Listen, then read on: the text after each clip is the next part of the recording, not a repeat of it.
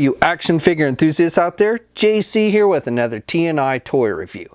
And for today's review, I'm going to be taking a look at the brand new DC Multiverse Signature Collection Lynda Carter Wonder Woman figure from Mattel. Now this figure comes packaged in the same style that we see with all the Multiverse figures.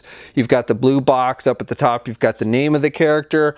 Also at the very top there it says Signature Collection. You've got the figure clearly displayed in the window box. You've got an image of Wonder Woman from the classic TV series, and then down below you've got the DC Multiverse logo. On the side of the packaging you've got again an image of Lynda Carter as Wonder Woman from the TV series, and then on the back of the packaging you've got a bio and then a look at the actual figure, plus the two other figures that have currently been released in the Signature series, the 90s Flash and the Val Kilmer Batman figure. All right, let's get this open and take a look at what's inside. Now the first thing you get with this figure is an extra pair of hands. So included on the figure when you take it out of the packaging is a pair of closed fists, and then they've given you a pair of grip hands as well, even though she really doesn't come with anything to hold. And switching out the hands is easy. You just pop off the hand you want to replace. You've got the peg on the hand, the hole in the arm, and then you just plug in the hand you want to replace it with. You want to make sure you put the right hand on the right side and the left hand on the left, but it does, once you get it in there, it does fit nice and tight. Also included with the figure is the soft goods cape that you saw her wear in some of the promo images in the original series, and it's done with the red, white, and blue, and it's got stars, so very patriotic. And what you want to do is you just basically tie it around her neck. Now you do probably want to kind of get those ties underneath her hair there for it to look right, and then you'll want to just kind of tie it in a little bow or something. It would have been nice if maybe they'd given you some kind of pre-tied thing so that you weren't having to tie it yourself, but however you want to do it, you know, like I said, it's kind of cool that they included that and was something that you saw with a lot of the promo images for the TV series. Okay, and then the final thing that you get with this figure is a display base slash flight stand. So we saw the same thing with the previous two Signature series figures released in the line. So you get this square plastic base, and you've got the peg holes on the top there. You also have a place to plug in the arm if you want to use it as a flight stand. On the top there you've got the DC comic logo sculpted, and then on the front you have a little sticker with the character's name.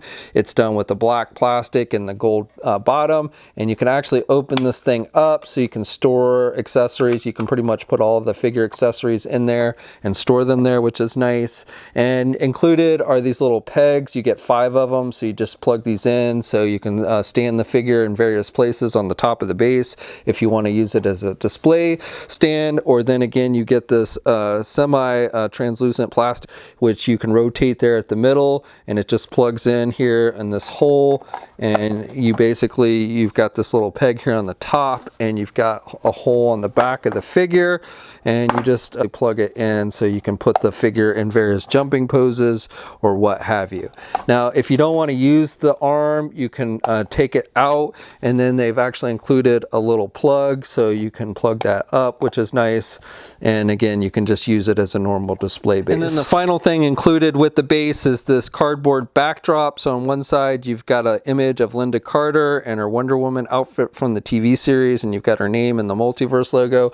On the other side it's just the Multiverse logo. So you've got this little slit on the back there, and you just slide the card in there, and you can do either side, though I would recommend having the Wonder Woman image facing forward, and then you again can just stand the figure there by plugging it in with the little pegs, and it makes for a nice display base for your shelf. Okay, so for the figure itself, I think Mattel has done a pretty good job with the head sculpt on this one. It definitely looks like Lynda Carter to me. The skin tone is good, paint applications are pretty good. She's got little red earrings, and she's got the red lipstick and the blue eyes, all look pretty accurate. She's got the gold, metallic gold headband with the red star, and then she's got the long black hair. They've given her a little bit of a blue highlight in the hair, so that's nice detailing. Skin tone on the rest of the figure is solid, and then I like the red on the midsection here on her shirt. I think that pops well with the metallic gold, and this little bird thing on her chest is actually sculpted on there. I'm not sure that looks entirely TV accurate, but looks pretty good nevertheless. And then she's got the blue shorts with the stars, which are painted on there, and those look pretty solid. Now, no real sloppiness with the little white stars. And the only thing I don't really like is the lasso. The lasso is made with a rubber material, but it's not removable from the belt. You've got this little loop, and it's basically just sculpted in there, and actually looks a little bit small to me. The detailing on it's pretty nice, but you know, it would have been nice if they'd made it removable, maybe given us an alternate lasso that was fully extended so you could actually use it. But nevertheless, you know, with this one, it's just attached to her belt. I do have a little bit of a red mark on a little scratch paint here on the blue portion, but not a major deal. She's got the wrist bracelets, which are done with metallic gold, and you've got the little red stars, which are actually sculpted on there, not just painted, and that looks pretty good. And even on the back, you've got pretty good detailing. You do have this big hole in the back for the flight stand, which stands out, but otherwise I think it looks pretty good from the back. And then with the legs, you do have these little seam lines that come up the middle of the leg. It looked really bad when we saw the initial press images for this figure, but they've definitely toned that down, but you do still see it. It's not as bad even as on the Rebirth Wonder Woman figure that I looked at the other day. That one, the seams came out even more so. So I don't know what it is about those seams on their female figures. I don't know why they have to include that. But again, it's not nearly as noticeable on this figure as it would look like in the initial PR images, or even on the Rebirth Wonder Woman they did on the regular Multiverse line. Now, one thing I do want to note is her knees. The skin tone on her knees looks a little bit lighter shade than the rest of the legs. So that stands out a little bit. And then she's got the boots with the red and the white striping, which looks pretty TV accurate. Okay, now these figures in general are taller than regular Multiverse figures. I think their measure is supposed to come in at about 6.25 inches, 6.5 inches tall. And again, the scale is supposed to be a little bit bigger than the regular Multiverse figures. Now, Wonder Woman here stands about just under 6.5 inches tall. And in fact, she's really no taller. This particular figure is really no taller than the recently released Rebirth Wonder Woman figure they did for the regular Multiverse line. So in this particular case, this figure is pretty much on par with the regular Multiverse figures. Now here's a comparison with the Signature Series 90s Flash figure. This was released in the first wave, and you can actually see that Wonder Woman here is a little bit taller than Flash. Now, while Mattel has yet to give us a Christopher Reeve Superman in this new Signature line, or an Adam West Batman, or Michael Keaton Batman, NECA did do those characters in their 7-inch scale line, and this Lynda Carter Wonder Woman actually fits in pretty nicely with those.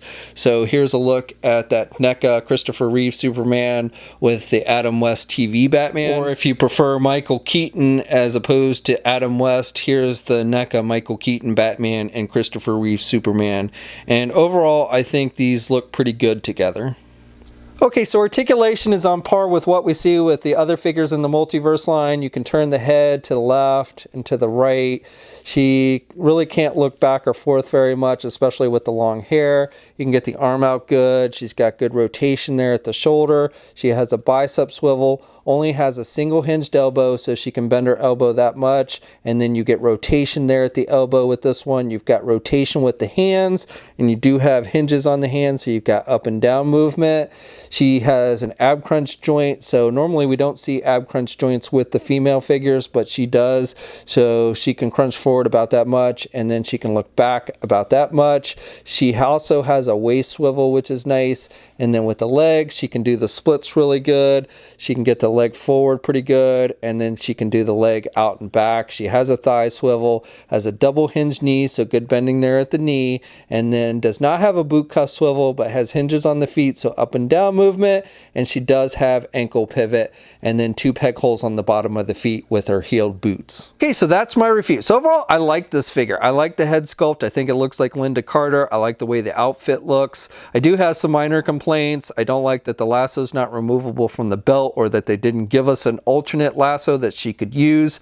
Also, the seams on the legs, even though they're not that noticeable, they are still there, and you've got a little bit different shade of skin tone on the knees, which stands out a little bit as well. But still, for the most part, I think this is a pretty good figure and looks like Lynda Carter. And if you've been wanting to complete your trinity with Michael Keaton Batman and Christopher Reeve Superman, or Adam West Batman, I think this figure does fit in pretty nicely with those NECA figures. Eventually, Mattel will probably get around to doing those characters, but until then, like I said, I think this will fit in pretty decently with those NECA figures. Now, one thing I do want to note, Most e-tailers seem to be canceling their online pre-orders for this figure. As I understand it, Mattel is basically only putting this out to physical retailers like Walmart. Now this figure is starting to hit shelves in a limited capacity, but I would expect to start seeing it more in the coming days and weeks. We'll have a full image gallery up at toynewseye.com. There'll be a link in the video description below. As always, leave a comment. Let me know what you think. If you're so inclined, please like the video and subscribe to the channel if you haven't already. Also, please follow me on my Facebook, Twitter, and Instagram accounts. I have links to those in the video description as well. And until next time, guys, I'll catch you later.